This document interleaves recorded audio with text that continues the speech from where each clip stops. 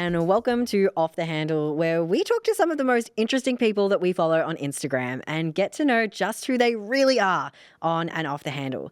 Coming to you from Gadigal land, I am Rudy Rigg, and today on the couch we have Norwegian singer-songwriter Marie, aka Girl in Red, who is, in fact, for those of you who are listening to the podcast, wearing a gorgeous shade of burgundy red. Thank you so much for allowing me to keep the red outfit on, even though the rug was red. Yeah, for those of you who are just listening to the show, we do have this like gorgeous lush burgundy carpet, which I feel so like lush. It is, and I feel like you've really brought an extra level to the set.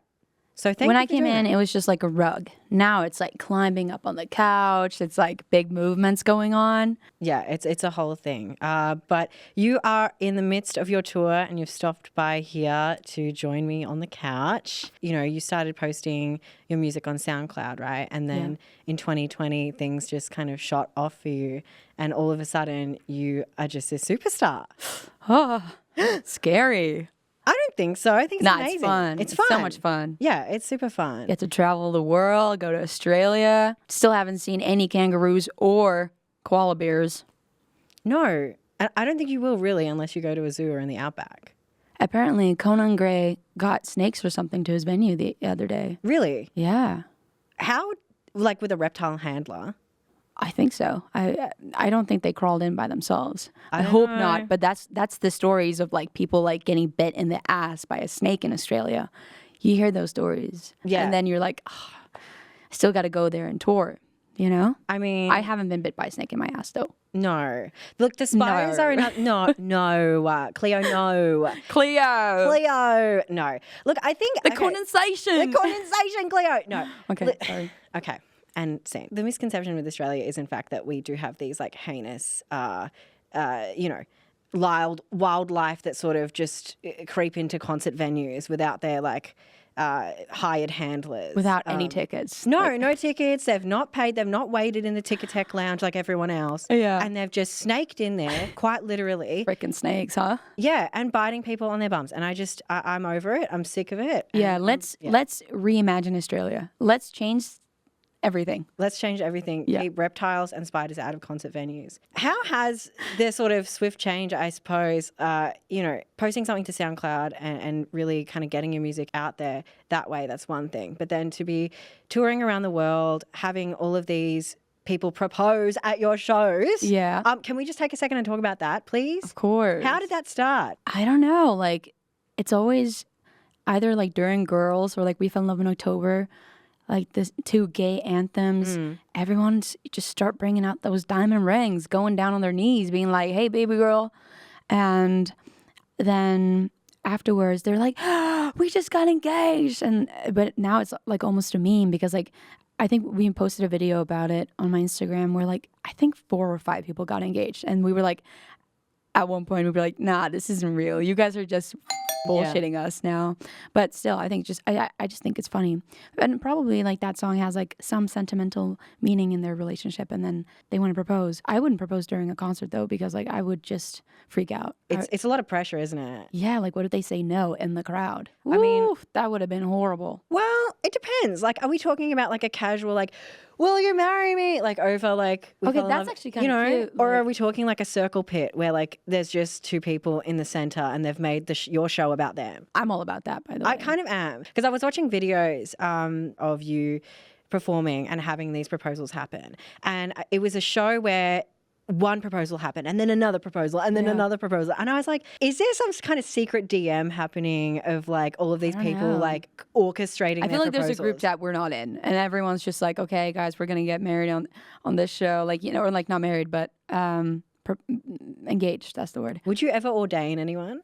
I did that actually. Really? Yeah, I did. Okay, talk me through what happened. I can't remember much because I was freaking out because there was a lot of pressure because, the legal, no, what's it called? The legal. You're not legally able to marry I'm someone. not actually legally able to do that. But anyways, it was like 2 lesbians. They proposed. I was like, should we do a fake wedding? We did a wedding on stage. I was like, do you take this as this? And they said yes. And then they kissed. And then it was just like a whole moment. It was just really fun. That's so special. It's so gay and cute. It's incredible that your music can bring people together like that. What I find when I look at the community that you've created and your music has kind of brought together are these intensely passionate, intensely like goofy people. Yeah. Like, how has that changed your life? I mean, it's changed my life in like every aspect, I think, because now that's like my full-time job first and foremost. So everything revolves around it. Every like my whole year is being planned around what am I going to do, etc. I don't know, it's changed my life completely, but also being able to see that something that I made either like in my room or in a studio has like entered people's lives. I think that also has changed my life a lot, just knowing that it actually means something to someone, which is quite easily to forget. Like if you're not on tour and you're kind of just like living your own life and in your own bubble, you kind of forget that aspect sometimes because you don't see it. So, you know, what's out of sight is kind of like out of mind. But like when you're on tour and like you're actively in it and you like get to see, I don't know, people propose or people cry or like just people come up to you and kind of pour their hearts out and tell their story. It's like, that is incredibly rare and not everyone gets to do that. And so it's so, no, but it's like so special. I know that you post a lot of content and you make a lot of reels and you share your, like, I guess your journey really around the world when we're playing on tour. Do you do that so that you feel like you're staying in touch and you're staying connected with like your friends, your family, your fans? Because that's what it kind of comes across like to me. I don't know. Sometimes I just post something because I think it's funny and it's like goofy or whatever. But most of the time, I think there's this pressure to be visible. I send a lot of photos to my family and friends and I keep them all, I call them a lot.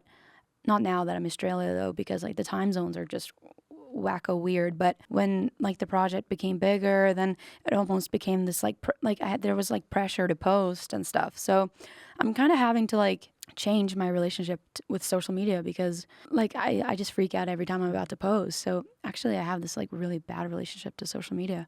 I need to like fix it and just make it more fun again. So it's good that it comes across that way, but really I'm just like this nervous little gal just scared that the post is going to look weird or something. I think that's something that we can all relate to, right? And I think the beauty in the online space and Instagram is that we can always come back and find a new way in and find a new perspective that can bring, you know, like a fresh sense of creativity. The content that you do that I'm drawn to is those random videos where you're like, hey, I'm here and there's this like weird nut. Is this a chestnut on the ground? And I'm like watching that feeling like I'm, you know, like I'm your cousin or something and like a friend and like you sent me this. Like, is this an Australian chestnut? Listen, as an Australian, I have no idea. I've never, it looked like peas. Like it, I don't know, no one's going to know what this is, so let's not go too far into it. Listen, audio description, it's a brown like pea looking thing. It's got two, like, what would you call them? Like, there's like room for 2 peas in there or like 3 peas in there, but they're chestnuts. It's like they're big. They're really big. Come from and like a I've big never tree. seen it before. No. That's why I had to make the video because I usually like I collect chestnuts in the fall in Norway. Yeah. I'm like a big chest girl. Not actually boobs, but my boobs are like, my left boob is bigger than my right one. That's like a big insecurity I have. I really did not think boobs were going to come up today in the show, but you've really taken us there and I appreciate that. You're interviewing like a lesbian. What did you think though? You know what I'm saying? Like, you're sitting next to an asexual. I don't know what you want from me. Damn, you're the second asexual person I meet today. What's up with Australia though? These chestnuts. Talking about content that we make online, Yeah. if you're listening to the show and you're enjoying our chats, head on over to Off the Handle on Instagram where you can keep up with everything that we're doing and that way you won't miss a thing. Put notifications on. Smash that like button. Hit subscribe. Hit subscribe. We ask every single guest to bring in something really special to them and share it with us on the show. So I have been dying to know what you've brought in for us today. Thing is, I bring a lot of special things with me on tour. Like I have this gigantic bag with me with all my pens and I have a lot of special things with me. My latest obsession, because I have hyperfixations and I obsess over things. And my most recent thing now is belt buckles. The one that I'm wearing today, it's kind of giving Spider-Man, but it's not really Spider-Man, but it has like a big web and then there's a big spider. You know, Australia, spiders come into the toilets at venues and stuff. You know, all those. They don't. They do. They don't.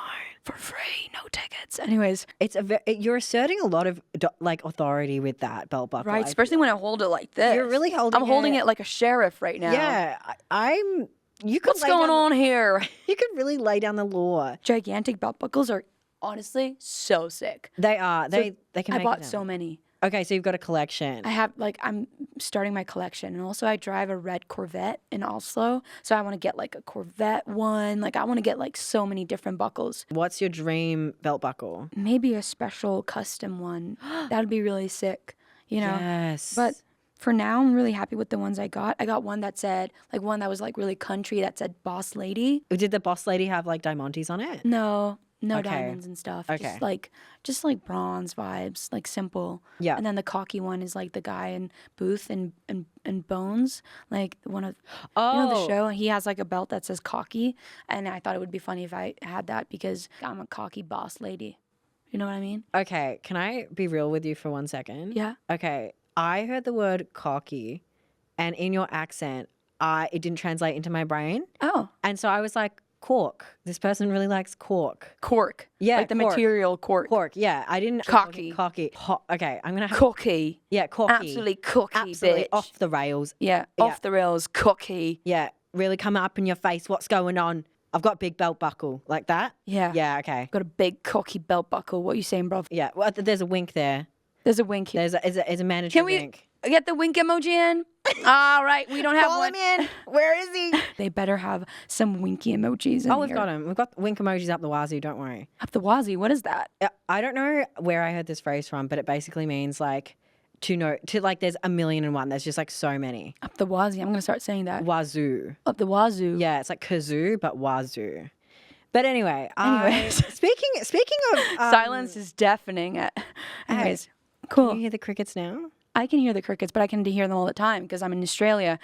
Spiders, snakes, and crickets everywhere. I'm going to count. I'm going to see crickets, spiders, and snakes everywhere now. Unless you've lived under a rock, you, being the listener, would know that Marie went on tour with Taylor Swift and you opened during the Eras tour. I did. Hello. Amazing. How was that? Actually, hang on. First up, before you tell me that, I'm sorry. I just remembered the size of the stage. Like every time I think of the Eras tour, I really do think of the size of the stage and the stadiums that Yeah, like they're you're playing so in, big. right? It's so big. It is a tough job to feel like you're filling up that stadium like as a performer and really like bringing it out. How do you do that? Are you speaking from experience? Oh yeah, I have played arena after arena after arena in my mind every night after. And I you're go to like, sleep. it's so hard bringing the room together. I know, it's just a tough job. Okay, I don't but know how to do it. It's good that we relate. We relate to this. Yeah, on this level. Yeah. So is there something that you do like before you like were going on stage that helped you prepare to sort of feel like you could fill a stadium? I mean, not really, because I had never been to a stadium in my life, and then the only time I got to go on stage before the actual show was for sound check. So that was like the only time I was like able to grasp how big the whole thing was. So I didn't really like prepare myself at all. I was just like, I think maybe just playing the shows allowed me to kind of prepare myself for the next show, if anything. You know what I mean? Because then I was like more comfortable. I was running around.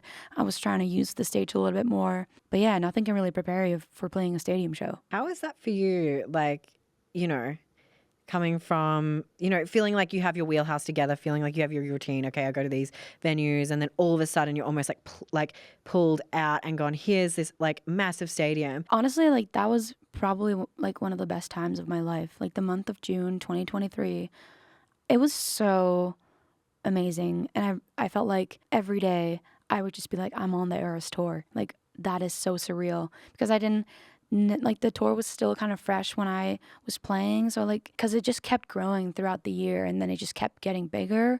And I remember I was like very much like aware of how big it was when I got there and I saw our shows. I saw 8 shows and 8 times 3, 8, that's 24 hours of Taylor Swift singing. So it was amazing. I don't know how to. You just did math. In Norwegian very quickly. Norwegian very quickly and then switch back to English. Can she do anything else? Ich kann sprechen bisschen Deutsch, yeah. You can speak and I'm trying Italian too now. Did you say you can speak? Io sono Marie. I'm trying to learn Italian because I want to learn more languages because it changes your brain. I feel the same way as you. I, however, do not have anyone to practice with. Same. Do you think we could walk away from today and like just send each other like voice notes in the DMs, just like, hey, Marie, I got to practice my Japanese. Please, can you help? Oh, can you speak Japanese? No, and I will not be doing it right now, but it is on the list to do. Oh. But what I'm saying is like, I can't speak Japanese though, so it's like I'm the worst person to send a voice message to in Japanese. Well, if I start wanting to speak in Norwegian, you better watch out in your message Okay, requests. say this. Jeg kan lære deg norsk. Say that. Hang on, can we break that down? Jeg kan lære lære deg norsk. norsk. Jeg kan lære deg norsk. Jeg kan lære Deg deg norsk. norsk. That's really good. Yes! You gotta get those R's. That's Yeah, I like gotta roll my R's. Yeah, it's like r. Jeg kan lære deg norsk. And what's that? Please don't tell me like... That means I can teach you Norwegian. what? No, hang on. You got to tell me what you just told me to say. Yeah, that's what I mean. Okay. That's what I said. All right. I thought you were like Yeah, double no. bluffing me there. You got me to say something No. rude. I would never get you to say anything weird. You have made quite a name for yourself off the back of people online asking, do you listen to Girl in Red? Uh-huh. Are you aware of this? Of course. You know, I spent all my money getting posters up all around the world saying, do you listen to Girl in Red? Okay. For those of you who may not be in the know, do you listen to Girl in Red is a secret code phrase, isn't it? Yeah. It means, do you like girls, basically? Yeah. So if you want to, you know, check the waters out, you know, you've checked all the obvious things first. Is, you know, maybe your gaydar isn't giving you the right, you know, sign or like giving you the right signals. Maybe that's the right thing to say. Then you can ask them like, hey, so what kind of music do you listen to? Like, do you listen to Girl in Red? Like, blah, blah, blah, blah. You know, it's like a soft launch of asking someone out. And it's kind of it's a safe way as well because you do know, right? Like this is like a historical thing. Like, of course. You like pulled on that when you decided to do it. Well, it actually happened organically though. But yeah, people have taken to putting "Do you listen to Girl in Red" in comment sections all over Instagram, and it really did become this phenomenon. And I remember, I think it was in 2021 when I came across it, and it was kind of being used along with like, "Do you listen to Hayloft" or "Do you listen to Mother Mother," which is another band, obviously. Oh. And again, this sort of phrase began to pop up, and I think it's just one of those really cool things that you sort of saw this happening and you were like, I see you, let me one up and let me level this up and let me put this on posters all over the world. Has that phrase stayed with you now? Do you still get people like putting that in your comment sections? Yeah, I still get that. And I still think it's a fun phrase. I remember at the time, like maybe like a year later or something, I used to be like, like it was just a trend. But actually, like now that I'm a little bit older, and I look back at it, I'm like, it meant a lot more than just a trend. So I'm really grateful for the whole thing. Actually, I think it's really like wholesome. When it comes to like watching videos of you like just rolling around, like mucking around with your friends, putting up videos like that, and then watching videos of you like performing on stage and like you just like monologuing for like 25 minutes. Oh yeah, that was every single show. It's like the ratio of singing, and that's why I say it's not my job. Like my job is just like you're an entertainer. Yapping. Yeah, yapping. You're an entertainer. I'm a yapper. I'm a big yapper girl. But like that's the thing. I think you bring so much more than like just your music, and I mean that so respectfully because obviously that is your passion and that is where like your creative really like gets tied up with a beautiful bow. But I think that's why like seeing these videos of, you know, concerts and stuff, it's like eye-opening and it's like just, everyone gets brought into your world that way. Because I was like, oh my gosh, like I would love to like go to a concert where the person that I'm watching actually stops and talks for a while. And you described it as like doing stand-up. And I found that really interesting because I was like, actually that is kind of what we're watching. Sometimes my game is, but I think that's kind of like the charm of it. Sometimes I'm like more funnier and I'm like more like my timing is better. And then sometimes it's not as great, maybe. Like it always fluctuates, but I think that's a part of like the Girl in Redness of the show because it's very, I hate the word authentic, but it is sort of, I'm trying not to make it too polished because that's kind of like the thing that I've loved most about my shows is like I'm coming to like the other side of the world. Like I'm in Australia and I'm just like hanging out with people and we're just laughing and having fun. Like I'm sure there are heaps of people who have met in like DMs of like Girl in Red, like fan appreciation groups and things like that are now like lifelong friends because of like the kind of people that you kind of draw towards you. I just know that so many people appreciate what you do. I just know, I'm like, people really appreciate Marie. And I'm like, I'm a staunch Marie fan. Like, yeah, you're right. It's an experience, and the music is what brings people together, but it's so much more than that. Thank you. That's No. very sweet of you. No, and thank you so much for coming on the show. It has been a blast chatting with you. It's been off the handle, bro. We've been rolling off the handle before we even got into the studio. Yeah. Yeah. It's been chaotic, to say the least. It's so chaotic, but it's hopefully people listen all the way through. They got through all the chaotic. We'll cut the chaotic. You're listening now. You're like, what are you talking about? You missed out. Yeah, it's for us only. But if you do want to check out things that are for you, you can head over and find Marie over at Girl in Red and World in Red. And you can follow the show Off the Handle over on Off the Handle on Instagram. So until next time, I have been your host, Rudy Jean Rigg, and you have just flown off the handle.